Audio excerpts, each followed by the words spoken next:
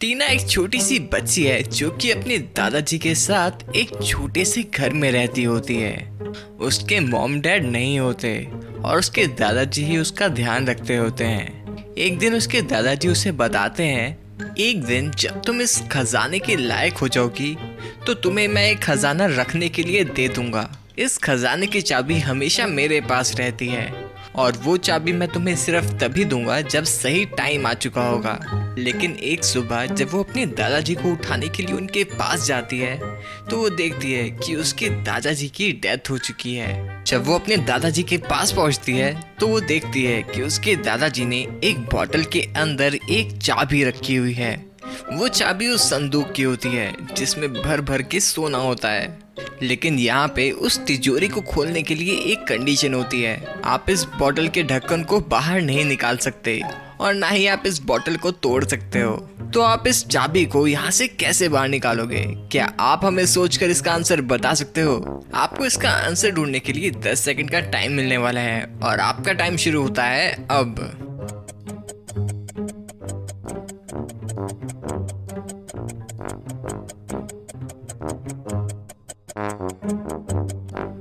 तो चलिए इसका आंसर देख लेते हैं। इस पहेली का आंसर बिल्कुल ही आसान था। अगर आप ध्यान से सोचोगे तो अगर आप इस बॉटल को ऊपर से खोल नहीं सकते और ना ही इसे तोड़ सकते हो तो इसकी जो नॉब है, मतलब ये जो ढक्कन है, ये इस साइज का है कि ये इस बॉटल के अंदर की तरफ भी जा सकता है। तो हमें इसके ढक्कन को अंदर की तरफ पुश कर देना होगा और उसके बाद इस बॉटल को उल्टा करके उसमें से चाबी को निकाल लेना होगा। तो देखा दोस्तों, इसका आंसर कितना आसान था। दोस्तों, अगर आपका भी यही आंसर था तो इस बात पे एक लाइक तो बनता है, तो जल्दी से हमारी इस वीडियो को एक लाइक दे दीजिए। तो चलिए अगली पहेली सॉल्व करते हैं। दोस्तों, इस पहेली में आपके सामने ये कुछ मैथ स्टिक्स पड़ी हुई हैं। इन मैथ स्टिक्स से 100 बना हुआ है। आपको इसे CAT कैट में बदलना होगा। लेकिन यहाँ पे एक कंडीशन है कि आप यहाँ पे सिर्फ 2 तिलियों को ही हिला सकते हो।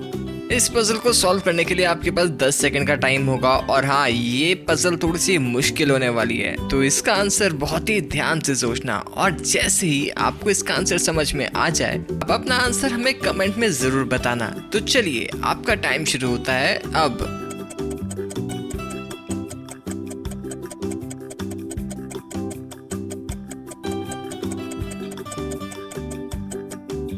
तो चलिए इसका आंसर देख लेते हैं। अगर हम इस वाले स्टिक को यहाँ लगा दें और इस वाले स्टिक को थोड़ा सा ऊपर कर दें और इस इमेज को थोड़ा सा टिल्ट कर दें तो यहाँ पे आपका आंसर आपके सामने आ चुका है, CAT कैट।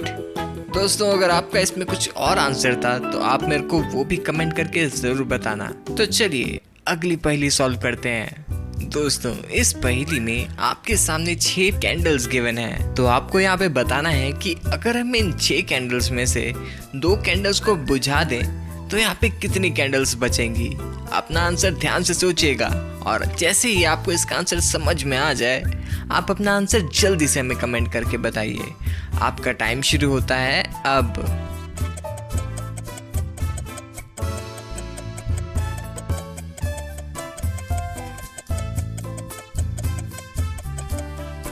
तो चलिए इसका आंसर देख लेते हैं। अगर हम यहाँ पे 2 कैंडल्स को बुझा देते हैं और बाकी की सारी कैंडल्स को जलने देते हैं तो एंड में यहाँ पे सिर्फ 2 कैंडल्स ही बचेंगी। क्यों? तो कैसे लगा इसका आंसर आपको? इसका आंसर थोड़ा सा लॉजिकल था और अगर आपने इसका कुछ और आंसर दिया है तो फिर भी अपना कमेंट डिलीट मत करना क्योंकि मेरे को देख के अच्छा लगेगा। तो चलिए अगली पहेली सॉल्व करते हैं। दोस्तों, यहाँ आपके सामने एक इक्वेशन गिवन है, 3 - 5 = 0, जो कि एक इनकरेक्ट इक्वेशन है। तो क्या आप यहाँ पे इन 2 तिलियों का यूज करके इस इक्वेशन को ठीक कर सकते हो? इसका आंसर देने के लिए आपको 10 सेकंड का टाइम मिलने वाला है। तो अपना आंसर ध्यान से सोचिएगा और जल्दी से हमें कमेंट करके बताइएगा। आपका टाइम शुरू होता है अब।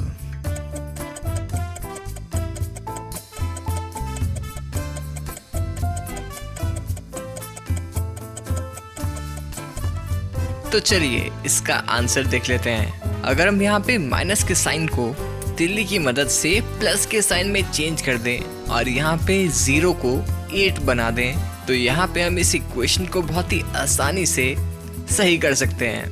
तो दोस्तों आगे बढ़ने से पहले हमारे चैनल को सब्सक्राइब करना मत भूलना, उस बेल आइकन को दबाना मत भूलना। तो चलिए अगली पहेली सॉल्व करते हैं।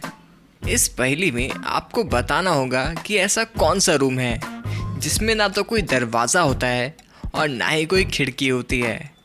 दोस्तों इसका आंसर बिल्कुल ही लॉजिकल होने वाला है, तो अपना आंसर ध्यान से सोच के हमें कमेंट में बताइए। आपका टाइम शुरू होता है अब।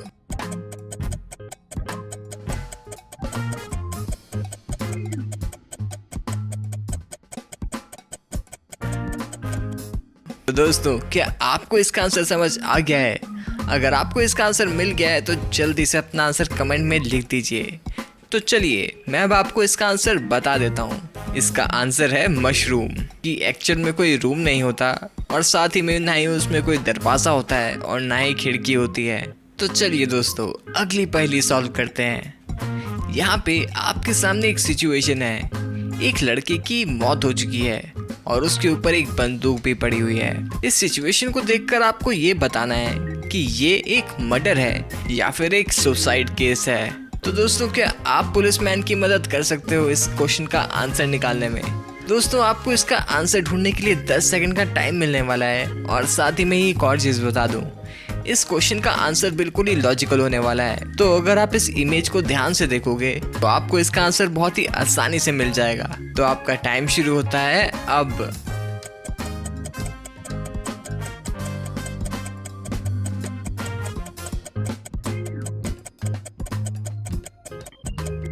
तो चलिए इसका आंसर देख लेते हैं। इस क्वेश्चन का आंसर बिल्कुल ही आसान था, ये एक मर्डर है। लेकिन ये हमें कैसे मालूम चला? अगर आप पीछे देखोगे तो यहाँ पे 2 ग्लासेस पड़े हुए हैं, तो इसका मतलब ये हुआ कि यहाँ पे ज़रूर इस लड़के के साथ कोई और भी मौजूद था जिसने इसको मार के गन इसके ऊपर ही फेंक दी, जिससे कि एक मर्डर का केस नहीं, ये एक सुसाइड का केस लगे। लेकिन आप लोग तो बहुत ही ज़्यादा स्मार्ट निकले, आपने इसका आंसर बहुत ही आसानी से निकाल दिया। तो चलिए अगली पहेली सॉल्व करते हैं। प्रिया एक छोटी सी बच्ची है, उसे कुछ दिन पहले एक किडनैपर ने किडनैप कर लिया होता है और वो किसी तरीके से उसके पास से भाग के अपने माँ बाप के पास पहुंच जाती है। जब पुलिस प्रिया से पूछती है कि तुम्हें किडनैप किसने किया था, तो वो कुछ भी बोल नहीं रही होती। तो पुलिस प्रिया को कहती है कि क्या तुम मेरे को बता सकती हो कि वो कैसा दिखता था? तो प्रिया पुलिस को एक अजीब सी पेंटिंग बना के दे देती है। पुलिस उस पेंटिंग को देख के भी कुछ समझ नहीं पा रही होती। पुलिस को वहाँ पे 3 लोगों पे शक होता है, जिनमें से पहला होता है एक मैकेनिक। पुलिस उससे पूछती है किडनैपिंग वाले दिन तुम क्या कर रहे थे? तो वो पुलिस को बताता है किडनैपिंग वाले दिन मैं एक कस्टमर की गाड़ी को ठीक करने के लिए गया हुआ था। फिर पुलिस पेंटर से पूछती है, पेंटर बताता है कि मैं पेंट कर रहा था उस दिन भी। और उसके बाद पुलिस कारपेंटर से पूछती है, तो कारपेंटर कहता है मैंने उस दिन काम से छुट्टी ले रखी थी, मैं अपने बच्चों के साथ एक मूवी देखने गया हुआ था। पुलिस उन तीनों की बातों को ध्यान से सुनती है और फिर समझ जाती है कि तीनों में से कौन किडनैपर है। दोस्तों क्या आप बता सकते हो कि इन तीनों में से किडनैपर कौन है? आंसर देखने से पहले अपना आंसर कमेंट में जल्दी से लिख दीजिए। आपका टाइम शुरू होता है अब।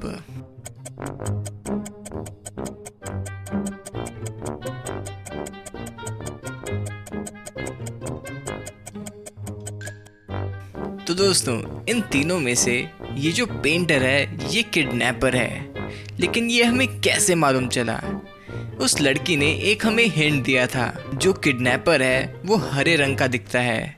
तो वो अपने आप को इतना अच्छी तरीके से कैसे रंग कर सकता है? वो ज़रूर एक पेंटर होगा जो कि अपने चेहरे पे रंग लगा के अपनी पहचान छुपाता होगा। और अगर देखा जाए इस पेंटर के पास सेम वही कलर का पेंट है जो कि उस लड़की ने बताया था। तो दोस्तों क्या आपका भी यही आंसर था? तो चलिए अगली पहेली सॉल्व करते हैं। तो दोस्तों इस इमेज को ध्यान से देखो और ये बताओ कि कौन सी मम्मी मूर्ख है। आपको इसका आंसर ढूंढने के लिए 10 सेकंड का टाइम मिलने वाला है। तो आपका टाइम शुरू होता है अब।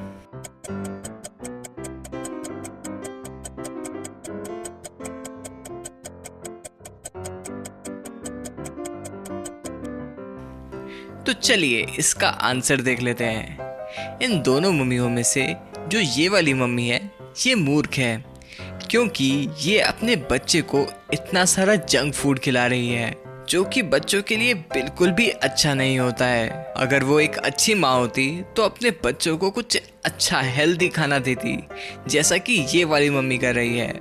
ये अपने बच्चे का अच्छे से ध्यान रख रही है और उसको एक हेल्दी खाना खिला रही है।